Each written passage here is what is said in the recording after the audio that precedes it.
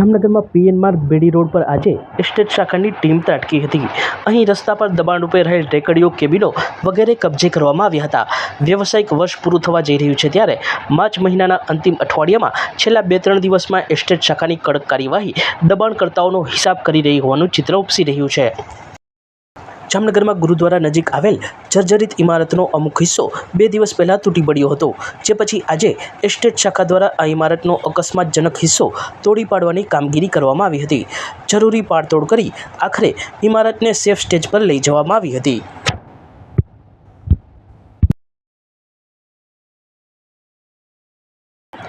તાજેતરમાં ખંભાળિયામાં પોતાની કારમાં એડિશનલ કલેક્ટર જેવા હોદ્દાવાળું બોર્ડ લગાડી ફરતા અને ખોટી ઓળખ ઊભી કરતા શખ્સને પોલીસે ઝડપી લીધો હતો. જીલ પંચમતિયા નામના આ આરોપીએ અન્ય પણ કૌભાંડ આચર્યા હોવાનું બહાર આવ્યું છે. તેણે મેડિકલ કોલેજમાં પ્રવેશ અપાવવાના તથા નોકરી અપાવવાના બહાને છેતરપિંડી કરી હોવાનું બહાર આવ્યું છે. 50 લાખ જેટલી રકમની છેતરપિંડી થઈ હોવાનું પ્રકાશમાં આવ્યું છે. દેવભૂમિ દ્વારકા ગ્રામ્ય ડીવાયએસપી હાર્દિક પ્રજાપતિ દ્વારા મીડિયાને માહિતી આપવામાં આવી હતી. ખંભાળિયા પોલીસને ખંભાળિયા ટાઉનની અંદર સરકારી એડિશનલ કલેક્ટરનો હોદ્દો લગાવેલી એક કાર ફરતી હોય જે શંકાસ્પદ હોવાની બાતમી મળતા ખંભાળિયા પોલીસ દ્વારા અલગ અલગ ટીમ બનાવીને વોચમાં રહેતા GJ3 KP 9113 નંબરની એક સુઝુકી કંપનીની સેલેરિયો કાર મળી આવેલી, જેની ઉપર એડિશનલ કલેક્ટર અને additional district magistrate ADM probation તથા RAC અને ADM પ્રોબેશન એવું લખેલું એક ગાડી મળી, જેના માલિક અને ઉપયોગકર્તા વિશે શોધખોળ કરતા ઉપરોક્ત કાર ખંભાળિયા ખાતે રહેતા જીલ ભરતભાઈ પંચમતિયાની હોવાની પ્રાથમિક બાતમી મળતા એમની પૂછપરછ કરતા તેઓ કોઈપણ પ્રકારનો સરકારી હોદ્દો ધરાવતા ન હોવા છતાં સરકારી હોદ્દાનો ગેરકાયદેસર રીતે લાભ મેળવવાના હેતુથી કાર ઉપર આ રીતનું બોર્ડ લગાવી, ફ્લેશ લાઇટ લગાવી અને એનો ઉપયોગ કરતા હોવાનું ધ્યાને આવતા તેમના વિરુદ્ધ તાત્કાલિક ખંભાળિયા પોલીસ સ્ટેશન ખાતે ગુનો નોંધીને ઊંડાણપૂર્વકની તપાસ કરવા માટે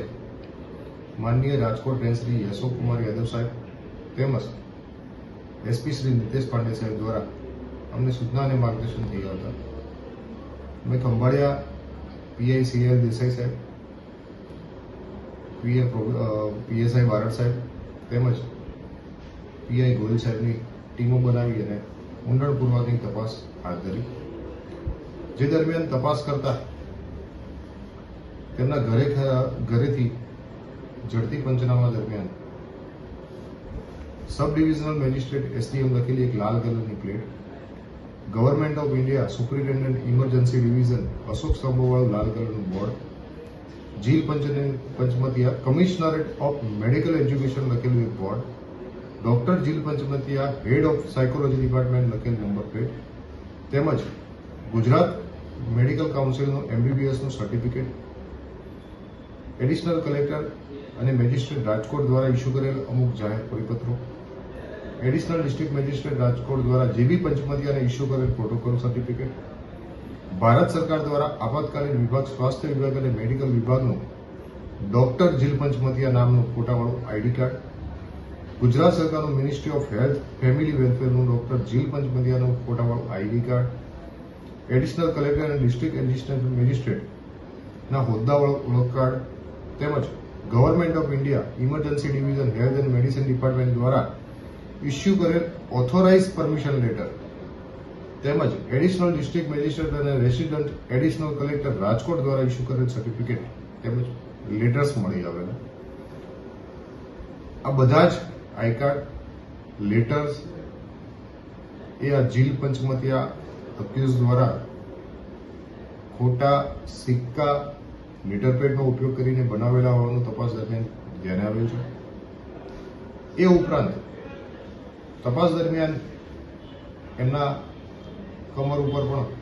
હથિયાર જેવું ફોટા મળતા એની તપાસ કરતા એમના ઘરેથી એક લોંગ બેરલ એરગન, એક પોલીસના વેપન જેવું જ વેપન દેખાતું હોય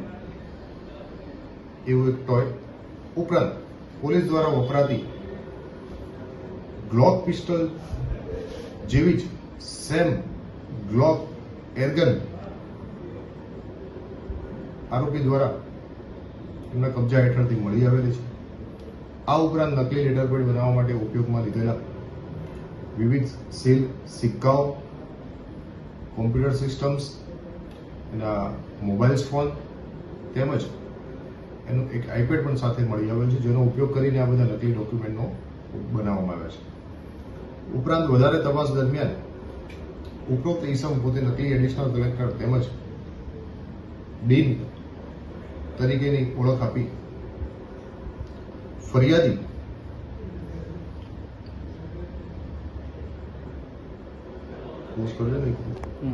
કેતન રમેશચંદ્ર દેસાઈના સાથે છેતરપિંડી કરી એમના દીકરાને મેડિકલની અંદર એડમિશન અપાવવાના બહાને કુલ 48,54,880 ની તબક્કાવારની છેતરપિંડી કરેલી હોવાનું ધ્યાને આવેલું. ઉપરોક્ત આરોપી પોતાની સ્માર્ટનેસનો ઉપયોગ કરી અલગ અલગ જગ્યાએ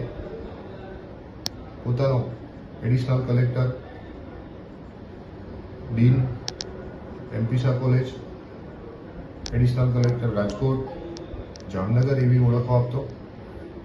અને એનો ઉપયોગ કરીને બધા સાથે મીટિંગ કરતો, અલગ અલગ વ્યક્તિઓને મળી શુભેચ્છા મુલાકાતના નામે ફોટા પડાવી લેતો, ત્યારબાદ પોતાના ઘરે તેમજ ઓફિસે એ ફોટાને મીટિંગ અને પોતાના સન્માનના તરીકે બતાવતો. એના પણ અમને પુરાવા અને ફોટોગ્રાફ્સ મળી આવેલા છે. તો આવા લોકો વિરુદ્ધ સમાજની અંદર આકરા પગલાં લેવાય તેમજ એક ઉદાહરણરૂપ કાર્યવાહી થાય એના માટે અમને એસપી સાહેબ દ્વારા સૂચના થઈ આવતા ઉપરોક્ત તપાસના અંતે આરોપી વિરુદ્ધ નકલી દસ્તાવેજ બનાવવાના 2 ગુના, નકલી આઈ કાર્ડ બનાવવાના 2 ગુના, નકલી સરકારી હોદ્દાના નેમ પ્લેટનો ઉપયોગ કરીને વપરાતી 2 ગાડીઓ વિરુદ્ધના ગુના, આર્મ્સ એક્ટ હેઠળ પણ ગુનો અને એક છેતરપિંડીનો ગુનો દાખલ કરવામાં આવેલો છે. અગાઉ આરોપીના 3 દિવસના રિમાન્ડ મંજૂર થતા આ તપાસ દરમિયાન સર્વે હકીકત મળતા ગુના દાખલ કરી અને આગળની તપાસ પીઆઈ CL દેસાઈના માર્ગદર્શન હેઠળ પીએસઆઈ બારડનાઓ ચલાવી રહ્યા છે. સચોટ સમાચારો સૌથી ઝડપી મેળવવા માટે અમારી ચેનલને સબસ્ક્રાઇબ કરો.